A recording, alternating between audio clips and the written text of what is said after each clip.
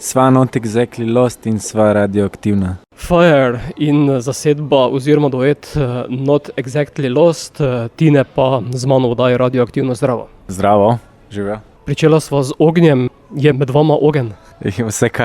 Vsekakor je. Mislim, da vedno v glasbi mora biti nek ogenj med glasbeniki, če ne ni tiste prave glasbe. Ali pa kemije, bi temu lahko rekli, tako da definitivno je. Kot zgleda, se nista izgubila. Ja, se mi zdi, da je izgubljenost del vseh nas, ta občutek malo negotovosti, morda bolj kot izgubljenosti, glede na to, v kakšnih časih živimo, tako da to se nas kar vse drži, ampak zdaj v sami glasbi se pa rada zgubiva in tudi še posebej v živih nastopih, ki so meni osebno bolj zanimivi kot pa studijsko delo, in tako da tudi najin živ nastop ponavadi prinaša presenečenja za naju in potem tudi za poslušalce. Sta projekt ali zasedba oziroma duo? Jaz temu rečem projekt, ne vem, zakaj mi je tako boljše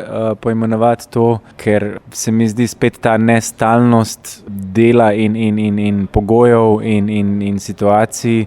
Jaz tudi delam veliko svojih projektov, tako da zame je to tudi eden od projektov in tudi Luka je aktiven tudi na drugih področjih, tako da zame je to bolj projekt, ampak na koncu to ni pomembno, važna je muzika. Skupaj sta stopili dve znani glasbeni imeni. Kaj je bil tisti povod? Povod, to je že kar dolga zgodba in tudi prijateljstvo, predvsem pa se je to začelo preko vizualno-umetniških performansov in razstav Mete Gregurevič in Jaše Mrevljeta, Meta moja sestra, in preko teh projektov sva se tudi povezala, to je bilo že leta 2013 in potem tudi takrat izvedla 2 koncerta pod imenom Not Exactly Lost. Potem pa je ta projekt šel v zatišje za recimo 3-4 leta in so se potem 2017-16 oziroma še kasneje 2019 dobila na prazniku glasbe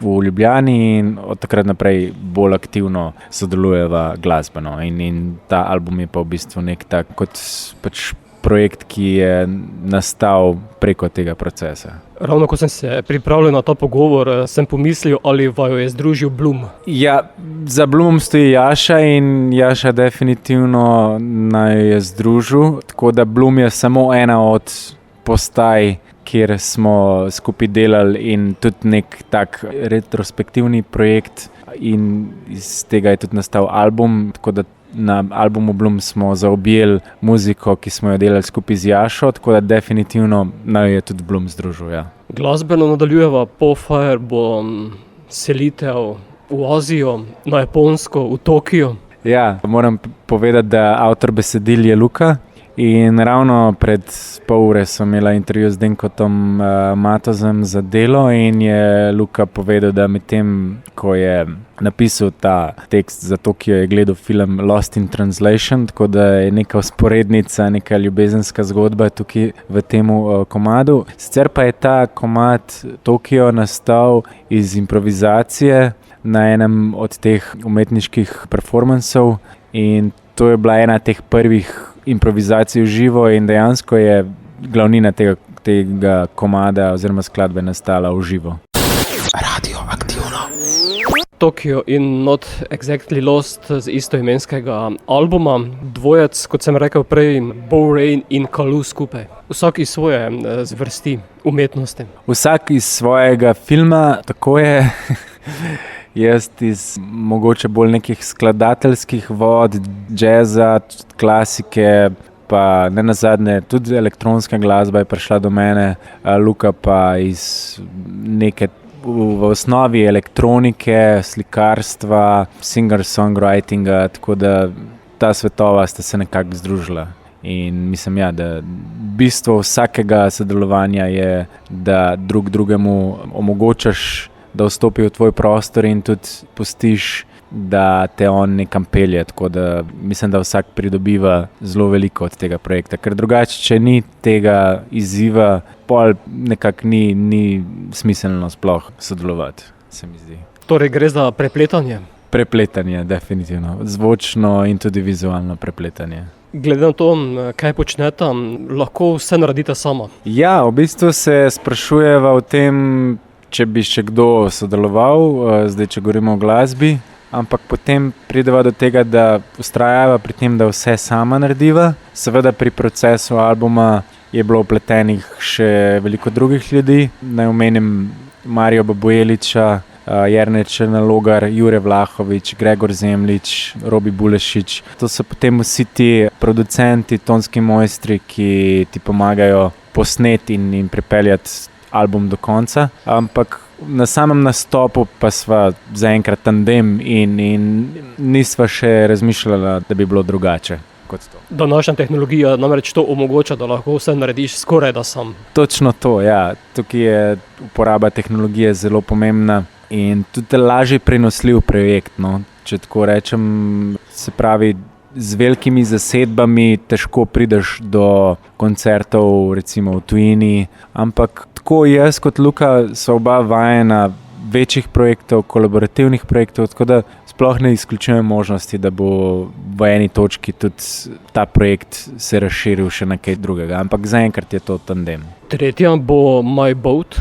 My Boat, ja. Škoda, ker ni Lukata, ker bi lahko kaj več povedal o samem tekstu skladbe. Lahko pa rečem to, da je ta skladba nastala na, recimo temu, rezidenci na vikendu od mojih staršev v Pacugu, to je na slovenski obali in to je bilo, mislim, da 3 poletja nazaj, kjer se je začel ta projekt zares razvijati glasbeno in ja, to je ena od skladb, ki je tam nastala. Tako da, kaj ne rečem, je zelo nenavadna v tem pogledu, ker se začne kot nek klavirski in vokalni duet, potem pa odpelje v neko tako elektronsko, zvočno pokrajino, malo bolj eksperimentalno, malo bolj mogoče tudi atonalno v tem pogledu in tako da je taka neko čudno popotovanje.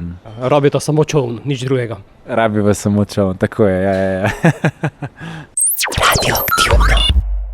Not Exactly Lost oddaja Radioaktivno z istoimenskim prvencem. Tine je z mano. Če se ustavimo še pri vaju dveh, najprej ti, drugače umetniško ime imaš Bo Rain. Tako je. To ime je nastalo, ne vem točno kdaj, ja, mislim, da tam nekje 2014, takrat sem še živel v Amsterdamu, iskal sem neko umetniško ime, ne vem zakaj točno, verjetno zato, ker moje ime je zelo dolgo in težko izgovorljivo, tudi na Nizozemskem še posebej so si zlomili jezik, če so poskušali moj priimek izgovoriti in potem mi je moja sestra dala idejo za to ime in se mi je zdelo tako zelo posrečeno, ne vem, v tistem momentu se mi je zdelo pravo ime. Sem pa dolg časa iskal ime in potem se je to ime kar prijelo.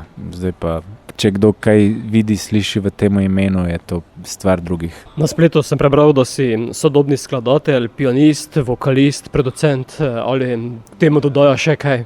Ja, jaz mislim, da zdaj je bilo neko obdobje tudi povezano s korono in z neko samo refleksijo in raziskovanjem vokala in tudi skozi projekt Not Exactly Lost razvijam svoj vokal. Sebe sem poimenoval kot vokalist, ampak to pomeni, da v bistvu s svojim vokalom poskušam ustvariti zvok in me primarno še vseeno zanima bolj zvok kot pa tekst, tako da vokalist v tem smislu, da je vokal postaja eden od mojih inštrumentov. Ampak v prvem planu bi rekel, da sem skladatelj in me tudi zelo zanima pisanje glasbe in trenutno sem odkril Arvo Pärta, estonskega skladatelja in recimo to se mi zdi, zdaj vsa druga glasba, ki jo slišim, je trenutno brez veze in vem, da tudi ta faza bo minila, ampak ja, zelo bi me zanimalo v prihodnje še bolj pisati glasbo in se v eni točki celo oddaljiti od tega, da jo izvajam in da jo mogoče drugi izvajajo. 3 solo albumi so že za tabo? Ja, tako je, zdaj v drugem letu prihaja še en solo album, tako da ja, mislim, da bo tega še kar nekaj. No, hočem pa reči to, da projekt 2020 Seconds Alive, ki je bil live album posnet v živo, ta projekt mi je na nek način bil najljubši, ker me zelo zanima tudi živa izvedba. In problem snemanja studijskih albumov je, da dostikrat nimamo dovolj sredstev, da bi lahko najeli nek zelo dober studio za, ne vem, več dni in tam res eksperimentirali. Lahko pa si privoščimo koncert v živo in ta koncert v živo je neponovljiv in je z vso surovostjo zelo iskren. In se mi zdi problem studijskega dela, da se potem glasbenik ujame v prevečjem pomenu v detajlih in se potem zgubi ta iskrenost. Tako da vidim tudi prihodnost v tem, da snemam albume v živo, v živo pred občinstvom. Druga polovica Not Exactly Lost pa je Luka Uršič oziroma Kalu, ki pa je slikar. Zdaj sem jaz Luka Uršič. Nisi, še vedno ostajaš Tine? Ja, Luka je slikar, tudi oče je postal dober prijatelj in glasbenik. Tudi on se od slikarstva podaja v glasbo. Ja, tako je. On se je od slikarstva podal v glasbo. Zdaj bom jaz govoril v njegovem imenu, upam, da ne bom kaj narobe rekel. Mislim, da se je zelo razvil kot glasbenik preko projektov, ki jih je delal z Jašom Revljetom. Tam je ustvaril veliko zvočnih instalacij in performansov. Je pa on glasbenik, ki izhaja iz elektronske glasbe in tudi iz, recimo, temu klubske glasbe in tako naprej. Naslednja, tega si verjetno vsi želimo čim več, Old News. A to si vsi želimo čim? Ja, da je bilo nekaj novic iz 70-ih let, pa bi bile še vedno aktualne. Ja, meni se zdi zanimiv naslov tudi zato, ker sama beseda novica je danes tako v resnici tako pomembna, hkrati pa je lahko mogoče zelo prirejena in tudi pretirana. Ljudje zelo radi beremo oziroma slišimo neke take zelo novice in radi poslušamo o grozotah. Te take novice, ki imajo v sebi neko paniko, so dosti bolj aktualne kot neka novica, ki ima v sebi neko pozitivnost. Se mi zdi, da je to taka mala zabloda človeštva, da so te v bistvu novice tako del našega življenja in to preko socialnih medijev in tako naprej. Zdaj, kar se pa tiče same skladbe, spet Luka bi moral več povedati o samem tekstu, ampak jaz to vidim tako kot skladba, ki se spogleduje predvsem z tem, da človek uničuje in da človek gre v vojno in trenutno smo nekako vojna se dogaja blizu nas, v Ukrajini in nekako skuša iti proti temu, no? In skuša v bistvu najti neko dobro stvar in reflektira to situacijo. Radioaktivno. Old News ter Not Exactly Lost, glasba, ki jo poslušamo, elektronika, pop ali kako bi jo vidva označila? Težko označuješ svojo glasbo, to mislim, da lažje drugi sodijo oziroma jo označijo. Mogoče, če bi šli v žanre, tako kot si rekel, elektronika, pop, jazz, filmska glasba, tudi na momente klasična glasba ali pa to še prihaja, eksperimentala. Ampak zdaj, ko vidim najin nastop v živo, še posebej ta nastop v Šiški, kjer bo ogromno elektronskih inštrumentov, bi na prvem mestu dal elektronika. Kako poteka vajin kreativni proces? Delata skupaj ali ločeno, potem združujete zadeve? Ja, Luka hoče, da ful vadva, jaz pa v bistvu mislim, da bi mogla pač pustiti, da se stvar zgodi, ampak seveda potem tudi te vaje so razdeljene v segment, kjer vadiš detajl in vadiš to, da je ena stvar točno tam, ko hoče biti, po drugi strani pa hočeš točno to potem razbiti in hočeš, da moment preseneti enega drugega. Zdaj, če bi hotela, da skladbe zaigrava točno tako, kot so na albumu, bi to najma bilo nemogoče in tako da, ja, v bistvu veliko odkriješ z samim živim nastopom. To se vrne nazaj k temu, kar sem prej rekel, da ta situacija, ko nastopaš, ko si primoran, da glasbo nekomu predstaviš, te v bistvu naredi dosti bolj, te vrže v neko zono in takrat potem daš vse od sebe. Tako da včasih pretirano vadenje tudi ni potrebno.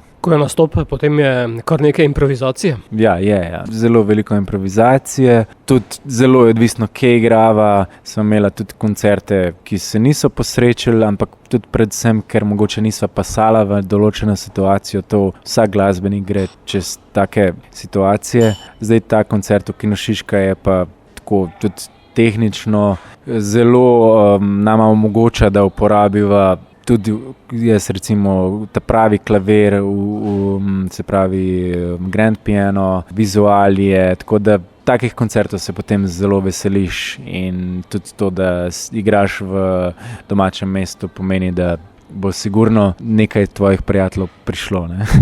Torej to, kar poslušamo na albumu, je ogrodje, ki pa ga lahko potem v živo slišimo popolnoma drugače. Ja, jaz mislim, seveda so songi še vseeno taki, ko so, potem ko gre v določen song, ampak dovoliva si kakšne stvari spremeniti, ja, definitivno.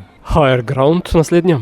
Higher Ground, ta skladba je v bistvu iz tega zelo prvega obdobja, mislim, da je bilo to 2013, ko smo še začeli preko Mete in Jaše sodelovati. Tako da ta skladba še iz takrat, tudi Fire in Tokyo so iz tistega obdobja. Ja, pozitivna skladba in tudi je išla v obliki live videa iz Menta.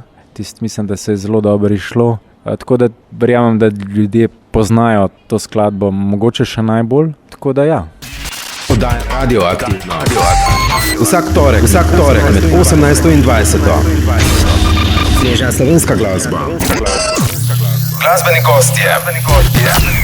Doza slovenske glasbe. Not Exactly Lost, oddaja Radioaktivno, Tine z mano, oziroma Bo Rain. Vajen prvenec skupni je to, 8 pesmi sta ponudila, zadeva je še čisto sveža. Išla 22. oktobra. Ja, prvenec, ki se je tudi imenuje Not Exactly Lost, sva rekla, da bova sam album tudi s tem imenom poimenovala, ker je to tako, ne vem zakaj, ko se je nekako usedlo. Kar se tiče songwritinga, je tukaj vse pesmi so Lukatove in tudi teksti.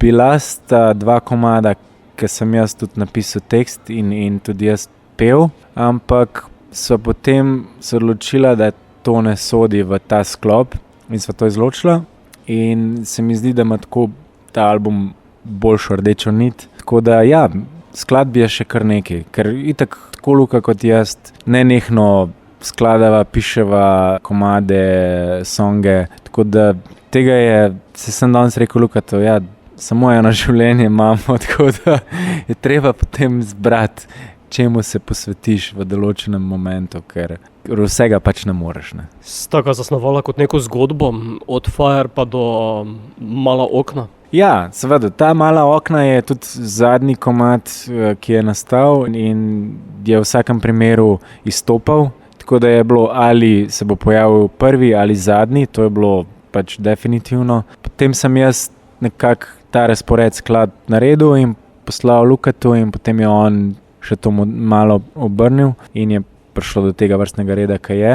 Tako da, ja, to je ta način dela, v bistvu nekdo nekaj naredi in pošle drugemu in potem ta drug nekaj naredi in pošle nazaj in lahko, da se ta finalna rešitev zgodi že takoj ali pa pač traja malo več časa, da nekaj nastane. Prevladujejo angleška besedila, zaključita sicer v slovenskem jeziku, ali to nakazuje nadaljnjo pot? Ja, ne vem. Jaz v svojem delu sem enkrat napisal komad, oziroma ravno prej si omenil nastop na EMI. To je napisal Gregor Kosi, se pravi komad Čas je. In takrat sem prvič slovenski tekst pisal oziroma ga uglasbil. Luka je tudi, jaz mislim, da prvič zares izdal slovenski komad in se mi zdi, da je tukaj neka pot, ki jo je vredno raziskovati in vredno tudi sprejeti ta izziv, ker ja, malo smo preveč anglikanizirani in koliko smo zdaj ugotovili, da je vsa ta Amerika itak brez veze, tako da veliko je še drugih stvari, veliko je še drugih jezikov znotraj Evrope in drugih kultur, ki so dosti bolj zanimive, tako da se mi zdi, ja, da bo še veliko raznolikosti se pojavilo. Čakam prvega slovenskega glasbenika, ki bo zapel v estonščini. Ja, evo, ker si zdaj omenil estonščino, jaz sem prej omenil Arvo Pärta. To bi bilo zelo zanimivo. Ja, definitivno.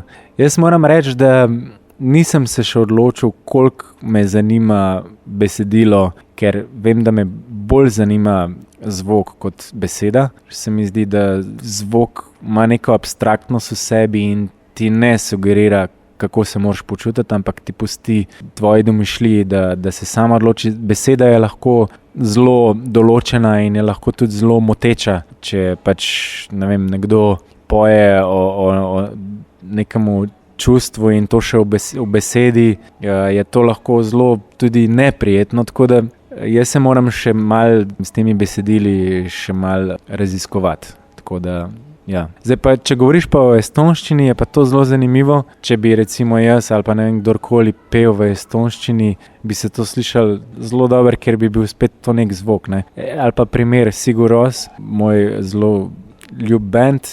Noben v resnici ne razume, kaj pojejo. Oni razumejo, ne? So pa svetovno znani in se pravi, to je dokaz, da v resnici ljudje bolj poslušamo zvok kot pa besedo. V naslednji se vračamo v Tokio.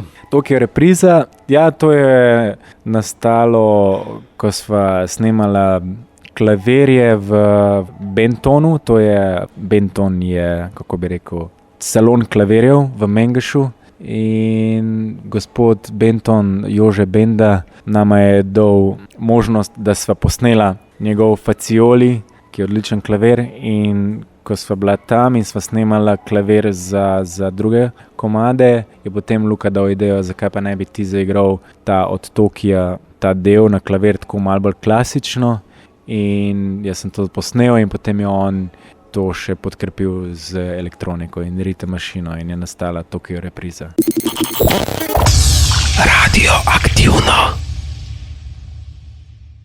Not Exactly Lost, istoimenski prvenec Tine z mano oddaje Radioaktivno. 22. oktobra sta imela promocijo, album je zunaj, že imata kaj odzivov, glede na tudi prvi singl, ki je bil Mala okna nekaj časa nazaj. Ja, zdaj smo po vseh časopisih. Ja, odzivi so, moram reči, tudi zelo veliko smo delali na promociji. Moram pohvaliti delo Anje Mejač, ki je sproducirala naš koncert in naš album in naj jo tudi prijavila na razpis Ministrstva za kulturo, kjer smo bili uspešni in tako smo lahko zelo veliko časa in sredstev tudi vložili v promocijo, tako da jaz mislim, da je to zelo dobro uspelo. Se obeta tudi kakšen korak izven naših meja? Trenutno še ne, ampak oziroma je bilo eno povabilo zdaj le v kratkem času, konec oktobra, ampak imam jaz žal takrat en drug projekt in je bilo na isti dan. Tako da, bilo pa je povabilo v Budimpešto. Album je išel še na fizičnem nosilcu zvoka ali samo v digitalni obliki? Tudi na fizičnem nosilcu, se pravi CD. Založba Nika Records je pri tem z nami sodelovala. Jaz sem z njimi že sodeloval pri CD-ju 2020 Seconds Alive in tudi tokrat smo super sodelovali in CD-ji izgledajo super. Na naslovnici sta vidva? Na naslovnici sva midva, ja.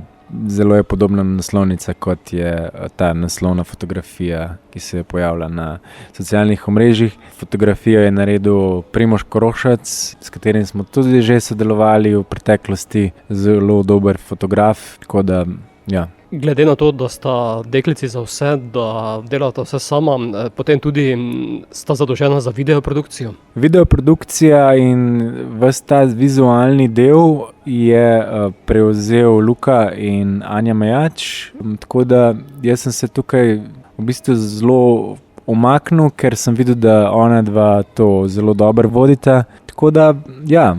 Tukaj smo v bistvu, seveda, tako kot si rekel, deklice za vse. Ja, mislim, da v teh časih se je treba znajditi. Sam video Malih oken, to si mislil, ne? Tudi, ja. Ja, video za Mala okna je snemal Črt Potočnik. Snemali smo ga na Mangartu. Hecno je bilo videti dva človeka v nekih takih oblekah, rekelcih, ki hodita po Mangartu, bilo je kar vroče. V bistvu je bilo tako, da sem jaz en dan posnel svoje kadre, se pravi, sem posnel zjutraj in popoldan naj bi Luka snemal in potem si je Luka takrat zvil gleženj in je moral on sam s črtom iti še enkrat naknadno na Mangart in to posnet svoj del. Potem pa je to črt obdeloval, ta material, in v videoprodukciji je tudi sodelovala Neža Knez, ki je naredila končno animacijo, ki se pojavi v videu in ta animacija se potem tudi pojavi v živem nastopu Kino Šiška na projekcijah. Se vidi, da sta bila visoko, kaj ti prikazujejo se vam v okroge. Ja, malo se nam je vrtel tu. Ja, to je pa tudi en tak moment, ko premagaš strah pred višino. Ne vem, če si kdaj bil tam. Še ne. Ja, tam je nek tak klif, to je pa kar grozen dol pogledati. Sej ne greš čist do roba, ampak je grozno in hkrati mogočno. Sej to je pa ta fascinacija s tem, da ljudje hodijo v hribe. Ne vem, vi ste bili iz ravnin, ne? Jaz sem dolg časa živel v ravnini na Nizozemskem in se mi je to zdelo butasto, zakaj Slovenci tako hodijo v gore, ampak pol sem v bistvu v tem obdobju korone oziroma že post-korone tudi odkril, da v bistvu me to ful napolni s kisikom, to, da greš na nek hrib, je v bistvu ti da zelo dober občutek in sem tudi sam začel malo hoditi po teh hribih in imam enega prijatelja, s katerim hodiva ali pa svojo punco in ja, zdaj razumem, zakaj imajo ljudje to radi. A ti kaj hodiš v gore?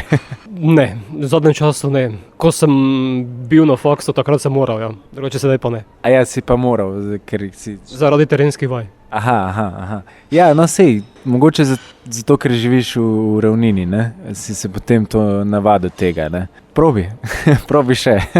Hvala za izziv. Tebe pa čaka sedaj drugačni izziv v nadaljevanju intervjuja. Ne bom več spraševal jaz, temveč gosti prejšnjega tedna. In sicer sta bili to članici dueta Irma, poznaš? Zanimiv zapis 3-2 piče RMA. A ja, čakaj, 2 pevki. Ja, poznam. Ja. Mislim, poznam glasbo bežno, ampak ne poznam njih osebno. Izdali sta album A Well Paved Road, prav tako sta dvojec kot sta vidva in 4 vprašanja sta zastavili. In sicer Tine, prvo vprašanje. Kakšne so tvoje priprave na koncert? Zelo različne, ker delam zelo različne stvari.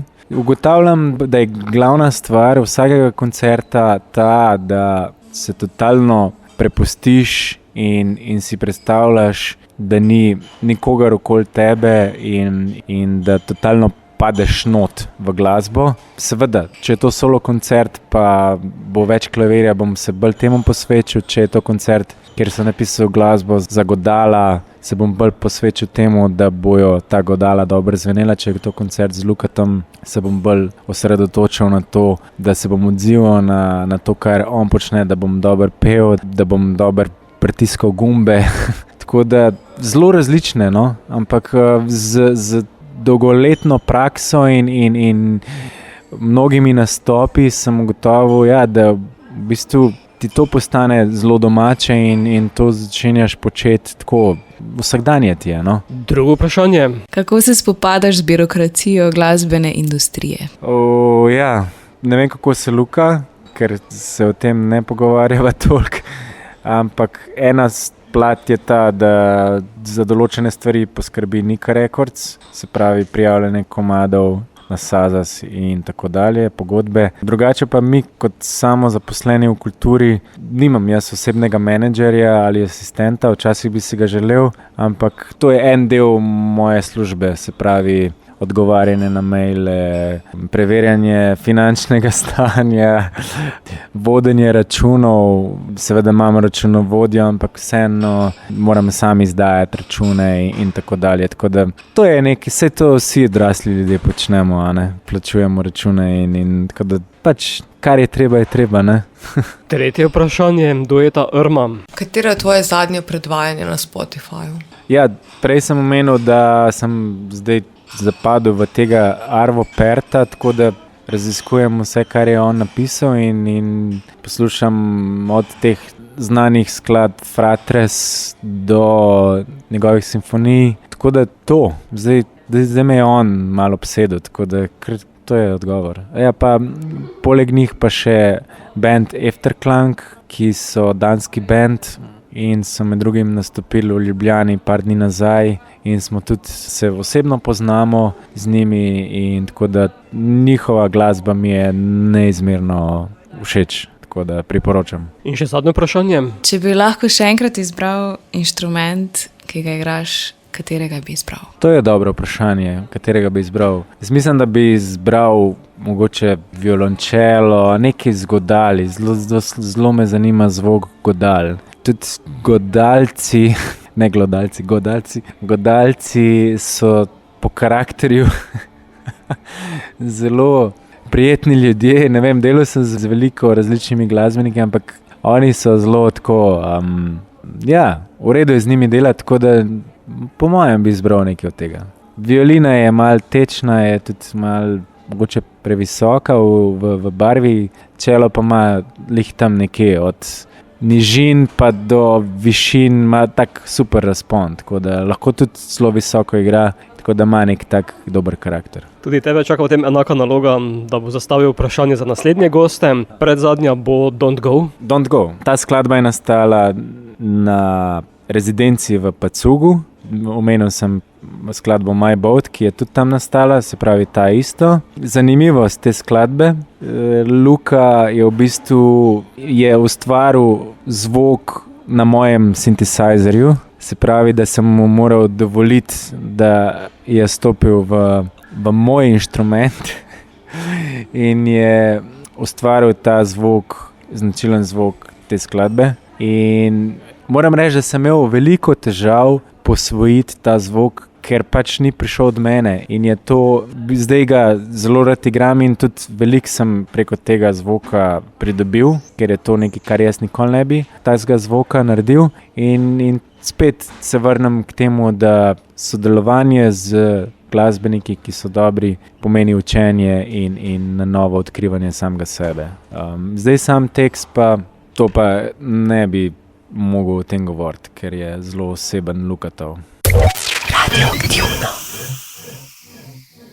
Tine, za konec tega pogovora, prvenec je zunaj, čisto svež, imaš odprti še kaj drugih projektov? Ja, jaz imam odprt solo projekt, ja. Solo pomeni avtorski projekt, zdaj bo še kdo sodeloval na njemu, ne izključujem, ampak gre za projekt, za katerega sem snemal klavir v berlinskem studiu Voxtone in sodeloval pri tem z producentom zvoka Simonom Goffom. On je violinist in skladatelj in tudi sodobni elektronski glasbenik in ta projekt se bo nekako realiziral v spomladi, mogoče tudi v spomladi poletju naslednje leto. Tudi Simon planira priti v Slovenijo. To je eden od projektov, ki se bo zgodil, upajmo, nikoli ne vemo, ker smo v negotovih časih. Drugo pa je, da sem preko projekta Bloom, ko smo imeli koncert v Kino Šiška, napisal glasbo za 17-članski ansambel in se spet vrnil malo v to vlogo, ki sem jo imel na projektu 2020 Seconds Alive, se pravi skladateljsko vlogo in to je definitivno nekaj, kamor bom šel. To pa lahko rečem, da to pa je gotovo, razen če ne bom oglušil, da bom pisal glasbo in probal pisati tudi za večjo zasedbo. Morda orkester, tako da iščem načine, kako v bistvu lahko en glasbenik pride do čim večjega števila glasbenikov okoli sebe, kako je to izvedljivo, kam se obrniti, na koga se obrniti, povezovati ljudi. Se mi zdi, da glasba povezuje ljudi in tako mora ostati. In tudi to seveda, da lahko vsi naredimo sami in da smo one man band v tem smislu, je nekaj, ampak vseeno je velika prednost to, da je to kolektivna stvar. Kaj pa pravi Luka oziroma Kaluke, bo on počel, če ti kaj pove, če ti kaj zaupa? Luka pa po mojem se bo posvečal tudi temu, da je postal oče in da se bo svojih hčerki posvečal. Za ostalo pa ne vem, kaj bo počel. Po mojem bo slikal pa delal muziko, to kar dela. Kako pa Not Exactly Lost naprej? Jaz mislim, da bo sledilo kar nekaj koncertov in da bova razvijala ta studijski material v živo in probala iti čim dlje v temu, da sva live band, projekt, zasedba, dvojec, tandem, kakorkoli že. Album sta najavila zadnjo skladbo albuma in sicer Mala okna, s katero bova tudi zaključila. Ja, Mala okna, to je bila skladba, ki je šla tudi kot single in je slovenska skladba. Seveda sva s tem tudi hotela komunicirati s slovenskim občinstvom, ampak ni bil to prvotni namen, da samo zaradi tega narediva to skladbo. Luka je to iskreno in spontano napisal, ta tekst in melodijo, tako da je potem prišlo do tega, da je ta skladba primerna, da postane single in tudi, da je malo bolj radijska v smislu dolžine. Tako da, ja, ta skladba je definitivno drugačna od ostalih in je tudi najnovejša. Čeprav so okna mala, bodo ostala odprta. Prihaja sedaj še tudi v naš eter. Tine, hvala, da si bil gost oddaje Radioaktivno na Radio Prlek ter uspešno in čim bolj delal naprej. Hvala lepa za intervju. Sva Not Exactly Lost in sva Radioaktivna.